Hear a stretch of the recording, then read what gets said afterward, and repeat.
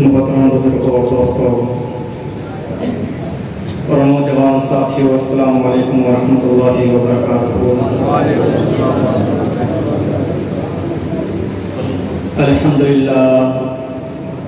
الحمدللہ رب العالمین، والصلاة والسلام علی سید المرسلین وعلی آلہ واصحابہ اجمعین، اما بعد فاعوذ باللہ من الشیطان الرجیم، بسم اللہ الرحمن الرحیم، قل لا اسألکم علیہ اجرا الا المودۃ فی القربى، صدق اللہ مولانا العلی العظیم، وصدق رسولہ النبی الامین المبین المتین الکریم، ونحن على ذلك لمن الشاهدين والشاكرين، والحمد لله رب العالمين۔ برادران اسلام، اللہ تبارک و تعالی جو اپنی ذات و صفات میں کمالات میں یکتا بے ہنتا لا شریک ہے،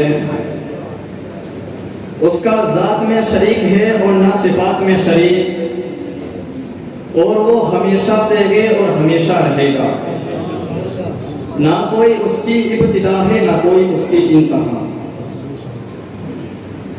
برادران اسلام، جو آپ کے سامنے نورانی چہرے والی شخصیت تشریف زدہ افروز ہے، میری کوئی اوقات نہیں جو میں آپ کے سامنے بول سکوں، یہ میرے پیر و مرشد کی دعا ہی کی برکت ہے کہ جو میں آج آپ کے سامنے بول رہا ہوں، اور اللہ تعالیٰ سے دعا ہے کہ اللہ تعالیٰ ہمارے پیر و مرشد کو سلامت رکھے اور ہم سبھی کو اپنے پیر و مرشد کے نقش قدم پر چلنے کی توفیق عطا فرمائے۔ کلمہ توحید ہے تیری شہادت اے حسین، کلمہ توحید ہے تیری شہادت اے حسین، تو نہ ہوتا تو نہ رہ جاتی صداقت اے حسین، تو نہ ہوتا تو نہ رہ جاتی صداقت اے حسین، تیری قربانی نے زندہ کر دیا اسلام کو، تیری قربانی نے زندہ کر دیا اسلام کو، وہ رہے گا تا ابد تیری بدولت اے حسین، وہ رہے گا تا ابد تیری بدولت اے حسین۔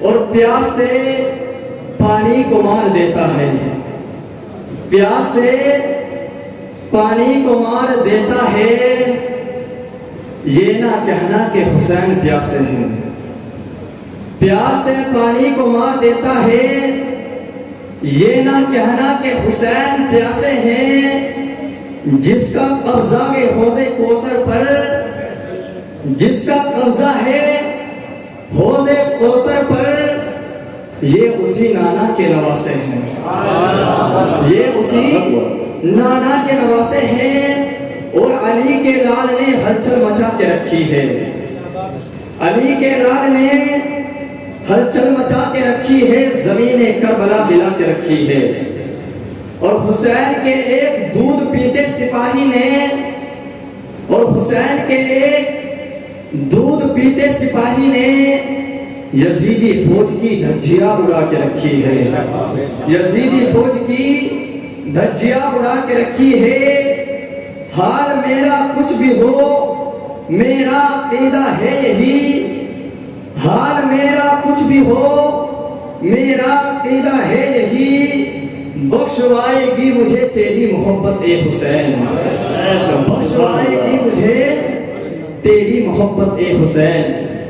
برادران اسلام، خطبہ مسنونہ کے بعد میں نے جس آیت کریمہ کی تلاوت کرنے کا شرف حاصل کیا ہے، اس کا ترجمہ بیان کرنے سے پہلے بے کسوں کے کس بے بسوں کے بس، بے سہاروں کے سہارا، بے چاروں کے چارہ، ہم غریبوں کے آقا حضور محمد رسول اللہ صلی اللہ علیہ وسلم کی بارگاہ میں درود و سلام کا نذرانہ عقیدت پیش کریے. پڑھیں بلند آواز سے اللہم صلی علی سیدنا و مولانا محمد وبارک وسلم. صلو علیہ الصلاۃ والسلام علیک یا رسول اللہ یا حبیب اللہ صلی اللہ علیہ وسلم. اللہ تبارک و تعالی اپنے پاک کلام میں ارشاد فرماتا ہے، وہ کلام جو اللہ تعالیٰ نے اپنے محبوب پر نازل فرمایا. قرآن مجید کے اندر ارشاد فرماتا ہے، قُلْ لَا أَسْأَلُكُمْ عَلَيْهِ أَجْرًا إِلَّا الْمَوَدَّةَ فِي الْقُرْبَى. اے محبوب تم فرما دو، میں اس پر تم سے کچھ اجرت طلب نہیں کرتا مگر گھر والوں کی محبت. یعنی اے میرے امتیوں، یعنی اے میرے پیارے محبوب، آپ فرما دیجئے اے میرے امتیوں، اے میرا کلمہ پڑھنے والوں، تمہیں میرے صدقے جان ملی، مال ملا، ایمان ملا، رمضان ملا، قرآن ملا، نہیں بلکہ رحمان ملا. تمہیں میرے صدقے سب کچھ ملا، لیکن میں تم سے اس کا بدلہ طلب نہیں کرتا، اسی لیے کہ میں تو تمہیں عطا کرنے کے لیے آیا ہوں، تم سے مانگنے کے لیے نہیں آیا. مجھے اللہ تعالیٰ نے ساری کائنات کے خزانوں کا مالک و مختار بنا دیا ہے، اور اسی لیے امام اہل سنت فرماتے ہیں، خالق کل نے آپ کو مالک کل بنا دیا. خالق کل نے آپ کو مالک کل بنا دیا.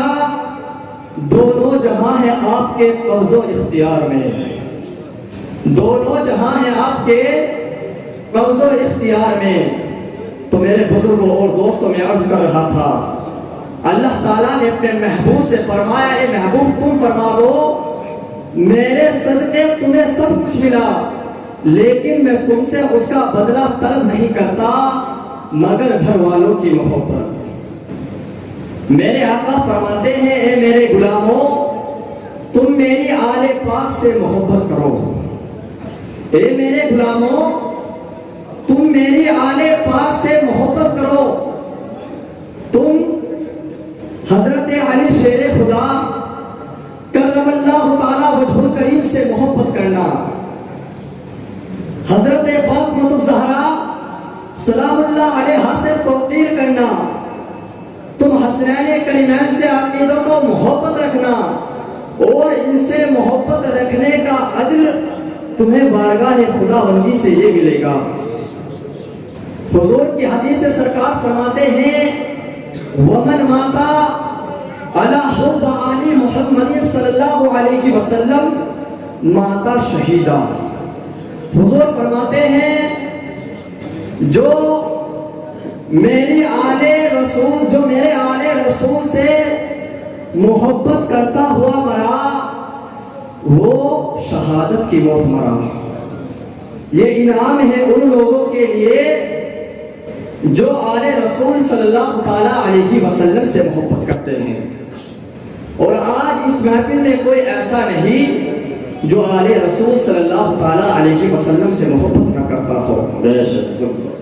تو اسی لیے ایک مرتبہ سبھی حضرات ہاتھ اٹھا کر کے کہہ دیجئے، یا حسین یا حسین یا حسین یا حسین. پتہ چل گیا آج اس محفل میں سب امام حسین علیہ السلام کے ماننے والے بیٹھے ہیں. حسین وہ ہے جو جنتی نوجوانوں کا سردار ہے. حسین وہ ہے جو سر کٹا کر بھی قرآن کی تلاوت سرے عام کرے. حسین وہ ہے جو کسی فرقے کا نہیں، میرا حسین، آپ کا حسین، ولیوں کا حسین، شہیدوں کا حسین، غازیوں کا حسین، نمازیوں کا حسین، صدیق اکبر فرماتے ہیں میرا حسین، عمر فرماتے ہیں میرا حسین، عثمان فرماتے ہیں میرا حسین، علی فرماتے ہیں میری آنکھوں کا نور نظر حسین، اور فاطمہ فرماتی ہے میرے دل کا ٹکڑا حسین، اور نبیوں کے تاجدار فرماتے ہیں الحسین منی وانا من الحسین، سبحان اللہ سبحان اللہ، الحسین منی وانا من الحسین۔ سرکار فرماتے ہیں حسین مجھ سے ہے اور میں حسین سے ہوں۔ قسم خدا کی حسین وہ ہے جس کے ہے میں اسلام کا حسن ہے، جس کے سینے میں اسلام کی سلامتی ہے، جس کے یہ میں اسلام کی یاری ہے، اور جس کے نور میں نظام مصطفیٰ کا جلوہ ہے۔ حسین وہ ہے مدینہ شریف کی گلی ہے، علی کا لخت جگر، فاطمہ الزہرا کا نور نظر، ہم سب کے مولا حسین راستے سے گزر کر کے جا رہے ہیں۔ جب میرے مولا حسین راستے سے گزر کر کے جا رہے تھے نا، تو اتفاق دیکھیے سامنے سے آ رہا ہے حاتم طائی کا پوتا۔ حاتم طائی کا نام سنا ہے نا، اس کے سخاوت میں بڑے چرچے ہوتے ہیں کہ یہ بڑا سخی تھا۔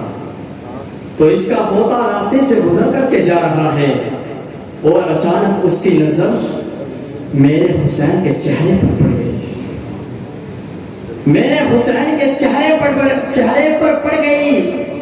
کیا بات رضا اس سمنستان کرم کی، زہرا ہے گلے جس میں حسین اور حسن پھول۔ جب اس پھول پر نظر پڑی نا تو دیکھتا رہ گیا، معلوم کیا، ایک کا ہاتھ پکڑا اور کہنے لگا یار یہ کون ہے، یار یہ کسی بادشاہ کا بیٹا لگتا ہے یا کسی شاہی گھرانے سے ہے۔ تو اس نے کہا کیوں؟ کہا کہ اس کا چہرہ بڑا خوبصورت ہے۔ تو اس نے کہا تو نہیں جانتا انہیں، یہ آخری پیغمبر کی بیٹی کے شہزادے ہیں، یہ آخری پیغمبر کی شہزادی کے بیٹے ہیں۔ جب اس نے اتنا سنا تو ٹھہر گیا اور دیکھنے لگا، کہنے لگا یہ آخری نبی کے نواسے ہیں؟ تو اس نے کہا ہاں۔ تو میرے حسین کے قریب آیا اور آ کر کے کہنے لگا آپ آخری پیغمبر کے نواسے ہو؟ تو امام حسین نے فرمایا ہاں، امام حسین نے فرمایا ہاں۔ تو وہ کہنے لگا حاتم طائی کا پوتا کیا تم میرے دادا کو جانتے ہو؟ تو امام حسین مسکرائے اور فرمایا بھائی تیرے دادا سے کیا کام ہمیں؟ تو کہنے لگا حاتم طائی کا پوتا پوری دنیا جانتی ہے میرے دادا کو۔ تو امام حسین نے فرمایا جانتی ہوگی، پوری دنیا جانتی ہوگی۔ تو کہنے لگا اگر جان لیتے نا تو پھر یہ بات ہی نہ کہتے۔ تو امام حسین نے فرمایا ایسی کون سی خاصیت ہے تیرے دادا میں؟ تو حاتم طائی کا پوتا کہتا ہے میرے دادا کی سخاوت کے چرچے پوری دنیا میں ہیں۔ تو امام حسین نے فرمایا کتنا بڑا سخی ہے تیرا دادا؟ تو حاتم طائی کا پوتا کہتا ہے کہ میرے دادا اتنے بڑے سخی تھے، میرے دادا کے محل کے 7 دروازے تھے۔ حاتم طائی کا پوتا کہتا ہے کہ اگر بھکاری پہلے دروازے پر آتا اسے بھیک دے دی جاتی، اور اگر وہی فقیر دوسرے دروازے پر چلا جاتا تو حاتم طائی کا پوتا کہتا کہ اس سے یہ نہیں کہا جاتا کہ تجھے پہلے دروازے پر بھیک دی جا چکی ہے، اسے دوسرے دروازے پر بھی بھیک دی جاتی۔ پھر وہی بھکاری تیسرے دروازے پر چلا جاتا، تیسرے دروازے پر بھی بھیک دی جاتی۔ تو حاتم طائی کا پوتا کہتا ہے میرے دادا اتنے بڑے سخی تھے کہ اگر فقیر ایک بھکاری 7 دروازوں پر جاتا تھا، 7 دروازوں پر بھیک دی جاتی تھی، اتنا بڑا سخی ہے میرا دادا۔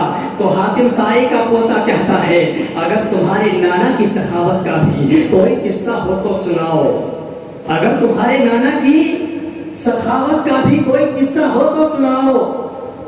تو پھر فاطمہ الزہرا کا لخت جگر، علی کا نور نظر، ہم سب کے مولا حسین مسکرائے اور فرمایا یہ بھی کوئی سخاوت ہے؟ اب وہ حیرت میں پڑ گیا یار یہ کیا کہہ رہے ہیں؟ ابھی دیکھیے امام حسین کا بچپن کا زمانہ ہے اور دماغ دیکھیے، فرماتے ہیں یہ بھی کوئی سخاوت ہے؟ تو حاتم طائی کا پوتا کہنے لگا کہ کیا ہوا؟ تو امام حسین فرماتے اچھا ایک بات بتا، جب بھکاری پہلے دروازے پر آیا اسے بھیک ملی؟ تو حاتم طائی کا پوتا کہتا ہے ہاں۔ تو امام حسین کا جواب سنیے، امام حسین نے فرمایا جب بھکاری پہلے دروازے پر آیا اور اسے بھیک بھی ملی تو دوسرے دروازے پر کیوں گیا؟ اس لیے کہ پہلے دروازے سے اس کی ضرورت پوری نہ ہوئی، اب اس کی گردن جھک گئی، اب اس کی گردن جھک گئی۔ تو امام حسین فرماتے ہیں جب اسے دوسرے دروازے پر بھیک ملی تو تیسرے دروازے پر کیوں گیا؟ اس لیے کہ تیسرے دروازے سے بھی اس کی ضرورت پوری نہ ہوئی، تب وہ تیسرے دروازے پر بھی اس کی ضرورت پوری نہ ہوئی تو وہ چوتھے دروازے پر گیا۔ تو امام حسین فرماتے ہیں یہ تیرے دادا کی سخاوت ہے کہ ایک بھکاری 7 دروازوں پر جاتا ہے پھر بھی بھکاری رہتا ہے، اور میرے نانا کی سخاوت دے، ان کے محل کا ایک دروازہ ہے، اگر بھکاری ان کے دربار میں ایک بار آتا ہے تو اتنا دیا جاتا ہے 7 پشتوں تک مانگنے کی ضرورت ہی نہیں پڑتی۔ نعرہ تکبیر، نعرہ رسالت، نعرہ حیدری، حق حسین، حق حسین، حق حسین، نعرہ تکبیر، نعرہ رسالت۔ اگر بھکاری ایک بار آتا ہے تو اتنا دیا جاتا ہے 7 پشتوں تک مانگنے کی ضرورت نہیں پڑتی۔ اور اسی لیے شاعر کہتا ہے سارے دروں کو چھوڑ کر ایک در پکڑ کے دے، سارے دروں کو چھوڑ کر ایک در پکڑ کے دے، پانی ضرور نکلے گا ایڑی رگڑ کے دے، اور کوئی بجھنا بجھا پائے گا تجھے، اور کوئی بجھنا بجھا پائے گا تجھے، بس ایک بار میرے نبی کا دامن پکڑ کے دے، بس